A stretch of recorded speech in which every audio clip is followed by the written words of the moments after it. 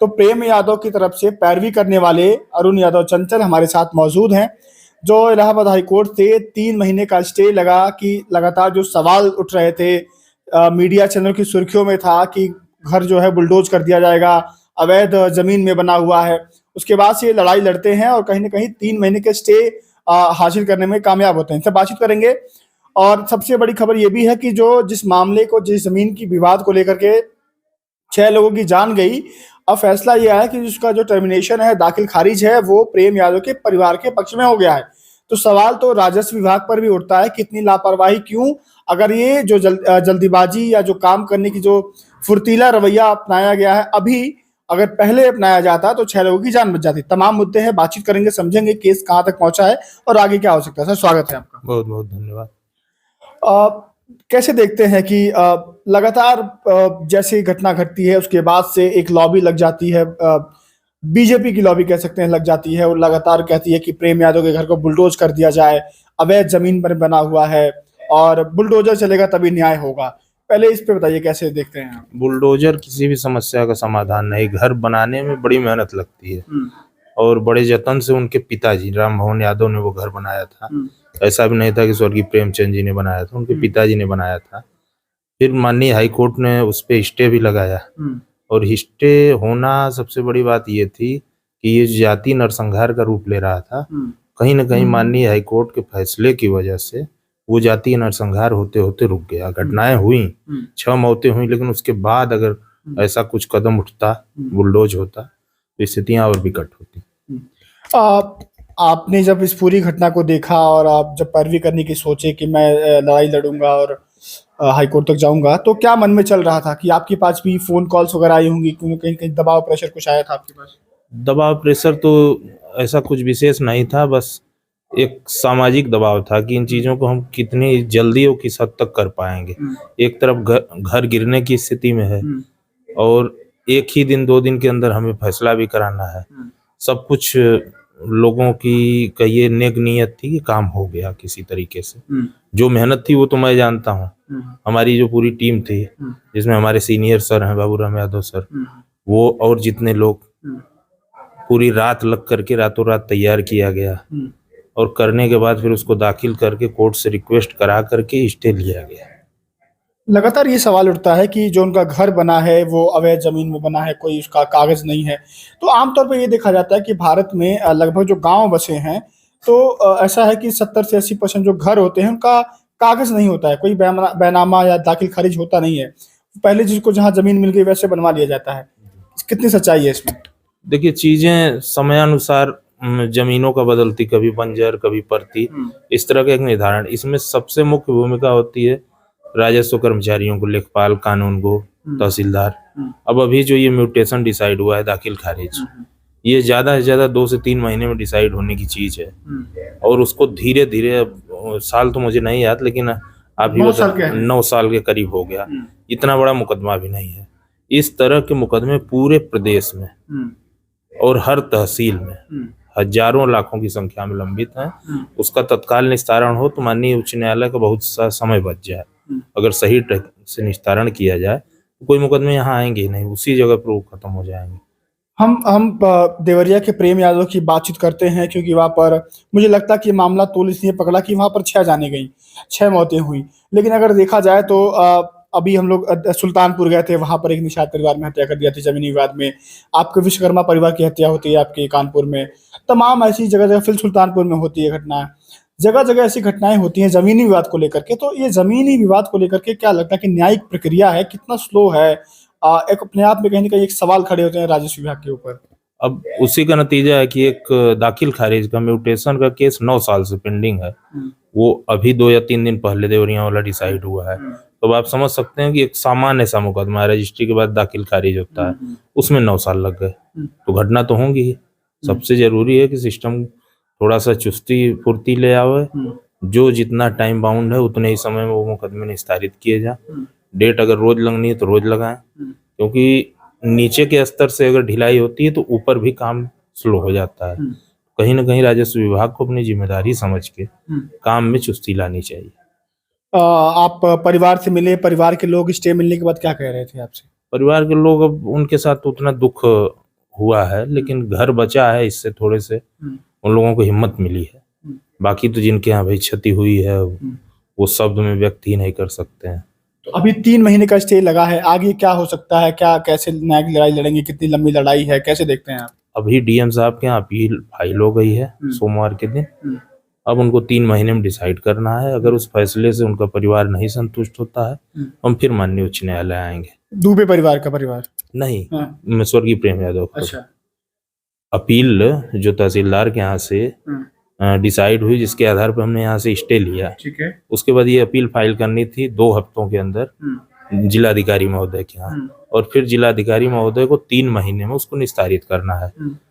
इस प्रक्रिया के दौरान अगर परिवार नहीं संतुष्ट होता है, बाद में उनके पक्ष में नहीं आता है, फिर हमारे लिए माननीय उच्च न्यायालय है, हम यहाँ आएंगे फिर से आगे की प्रक्रिया। जो लड़ाई है वो लंबी चल सकती है? चल सकती है, बिल्कुल चल सकती है।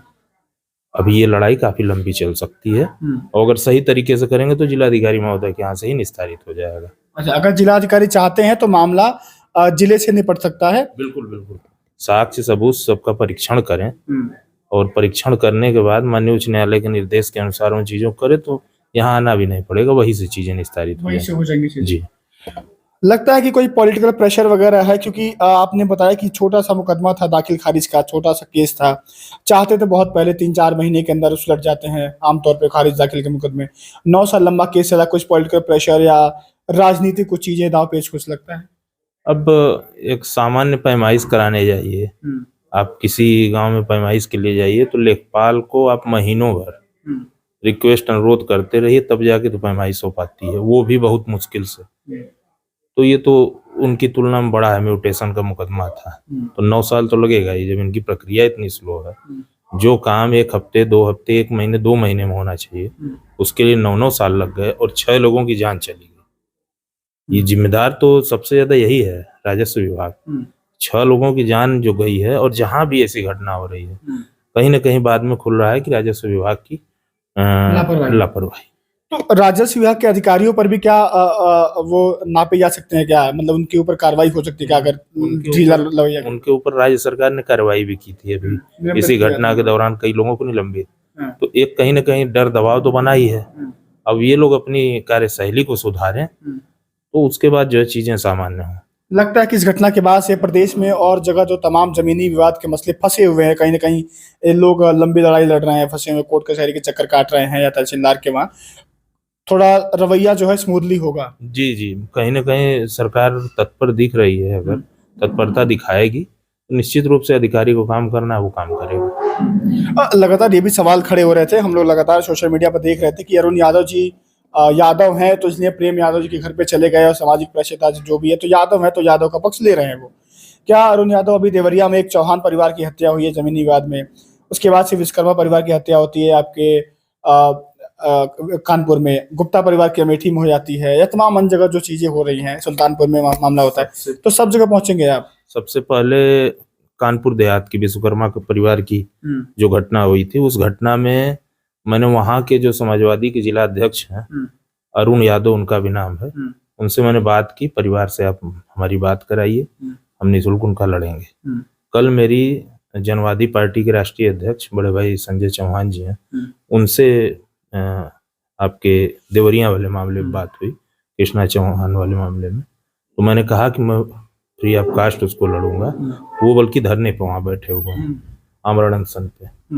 तो जहाँ भी हमको पता चलता है, जरूरी नहीं कि वो यादव हो, किसी भी जात से जुड़ा हो, तो उसकी लड़ाई हम लड़ना चाहते हैं और लड़ते हैं आगे बढ़ के। एक और सवाल होगा मेरा कि आमतौर पर जो देखे जा रहे हैं, जो पीड़ित हैं वो कहीं ना कहीं बहुजन समाज से हैं, कहीं ना कहीं वो दलित पिछड़े हैं, और जो शोषित कर रहे हैं, जो तमाम ऐसे अधिकांश मुकाबले आ रहे हैं, वो कहीं ना कहीं सवर्ण जाति के लोग हैं, वो नामित उसमें आते हैं, नाम उनका आता है।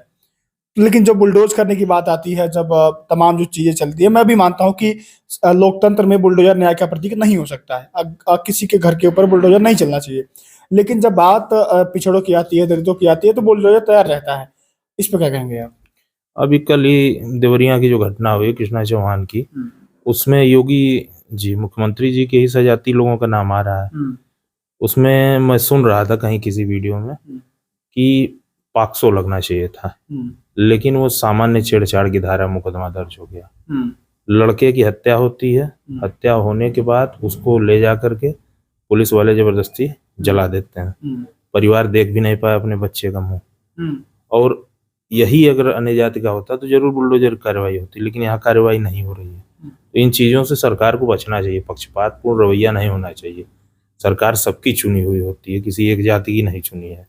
अच्छा, आप इलाहाबाद हाई कोर्ट में बैठते हैं, एक बात बताइए, जो यूपी में एक बुलडोजर नीति चल रही है कि कहीं भी न्याय करना है तो लोग सीधे कहते हैं बुलडोजर चलना चाहिए, बुलडोजर। न्यायालय क्या सोचता है इस पर? क्या अगर बुलडोजर ही न्याय का प्रतीक माना जाएगा तो कोर्ट कचहरी थाने वकील तमाम जो लोग हैं, न्यायालय संस्थाएं हैं, वो क्या करेंगी फिर?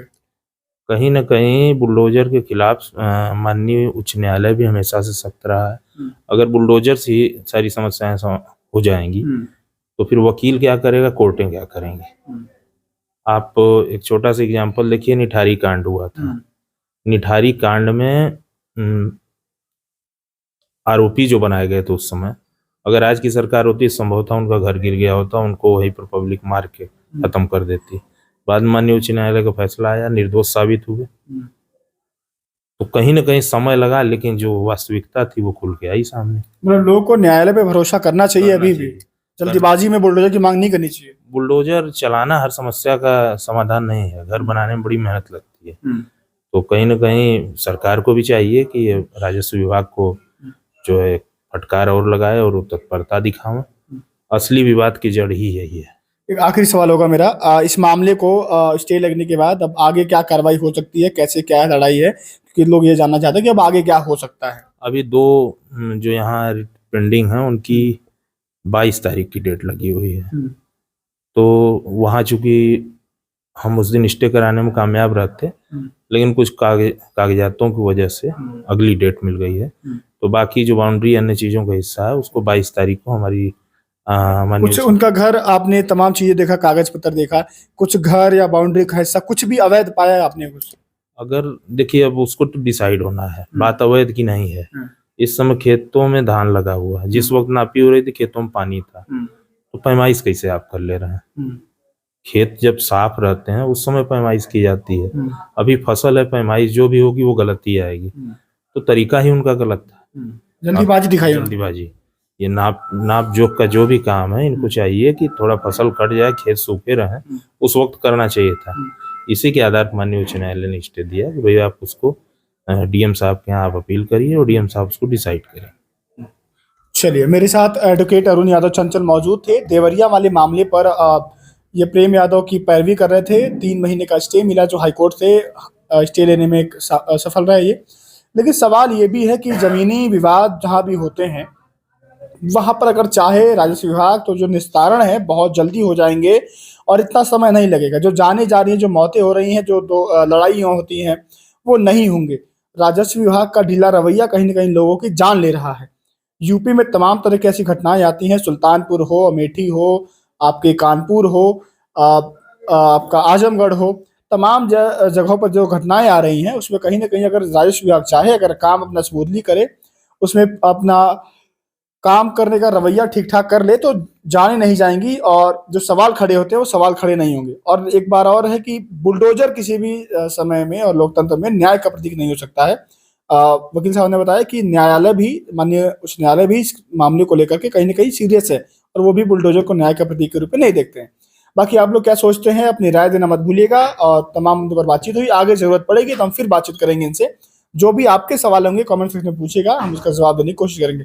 फिलहाल के लिए नमस्कार।